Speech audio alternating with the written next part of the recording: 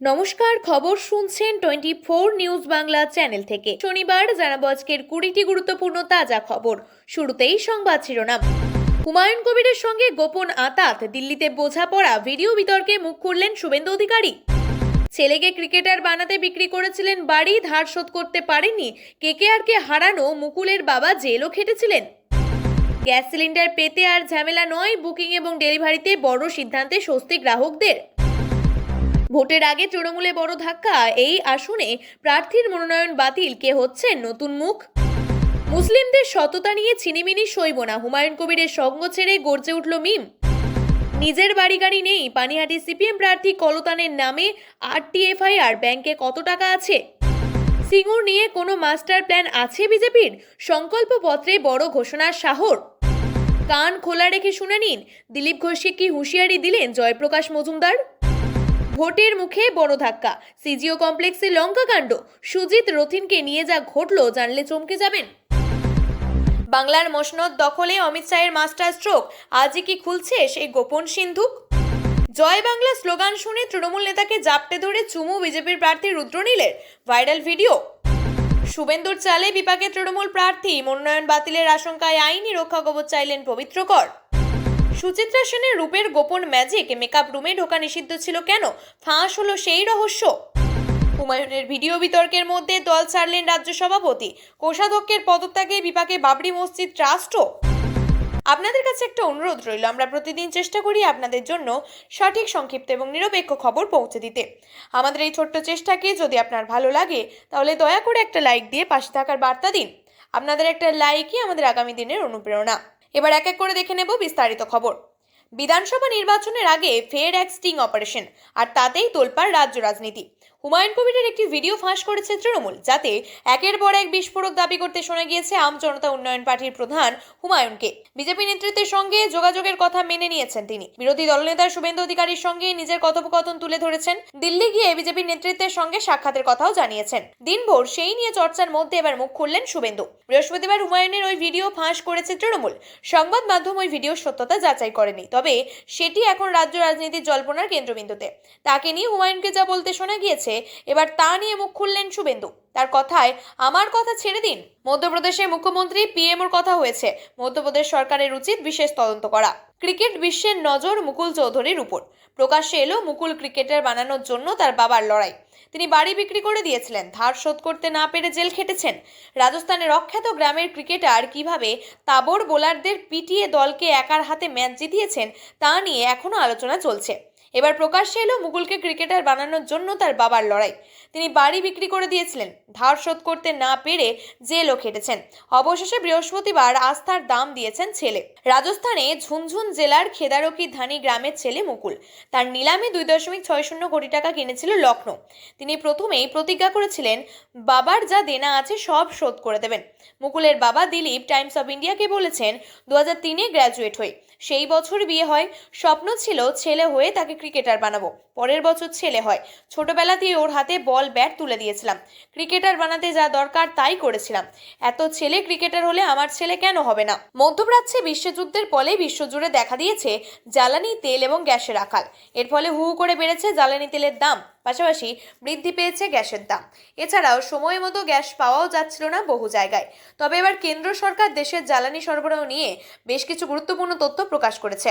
সাধারণ মানুষের স্বস্তি এনে দেবে বলে মনে করা হচ্ছে, যার মধ্যে পেট্রোলিয়াম এবং প্রাকৃতিক গ্যাস মন্ত্রক স্পষ্ট করেছে যে পেট্রোল, ডিজেল এবং এলপিজি সরবরাহ স্বাভাবিক রয়েছে।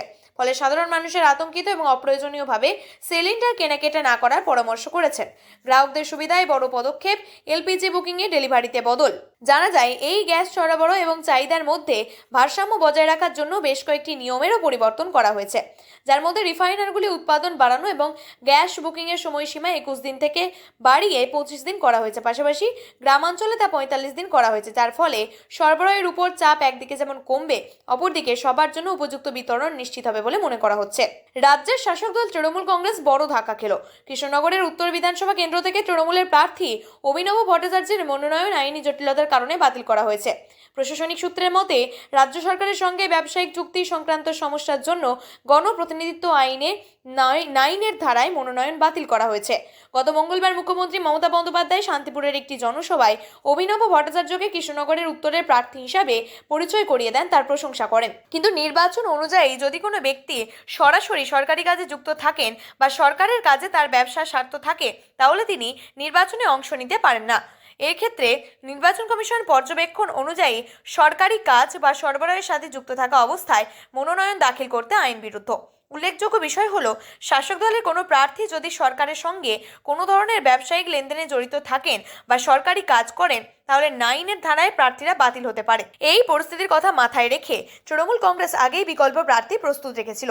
ওই আসনে দলের পক্ষ থেকে আরেকজনের মনোনয়ন জমা পড়েছিল, তার নাম সোমনাথ দত্ত। জানা যাচ্ছে তিনি কৃষ্ণনগর উত্তর বিধানসভা কেন্দ্র থেকে নির্বাচনে লড়বেন। হুমায়ুন কবিরের রাম জনতা পার্টির সঙ্গে জোট ভাঙার ঘোষণা করল আসাদুদ্দিন ওয়াইসির দল অল ইন্ডিয়া মিম। দলের পক্ষ থেকে জানা যাচ্ছে, কবিরের সাম্প্রতিকতম মন্তব্য বাংলার মুসলিমদের সততাকে প্রশ্নের মুখে দাঁড় করিয়েছে।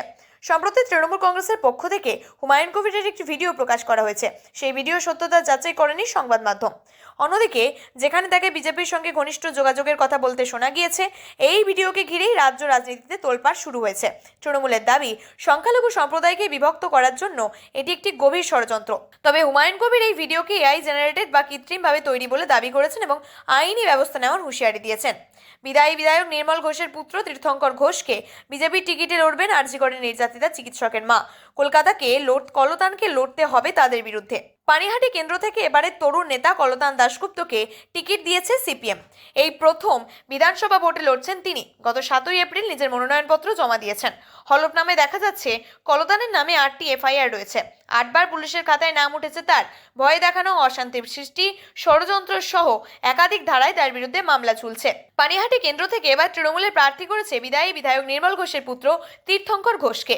বিজেপি টিকিটে লড়বেন আরজিকরের হাসপাতালে নির্যাতিতা চিকিৎসকের মা। তাদের বিরুদ্ধে কলতানের লড়াই নিয়ে কৌতূহল রয়েছে রাজনৈতিক মহলে।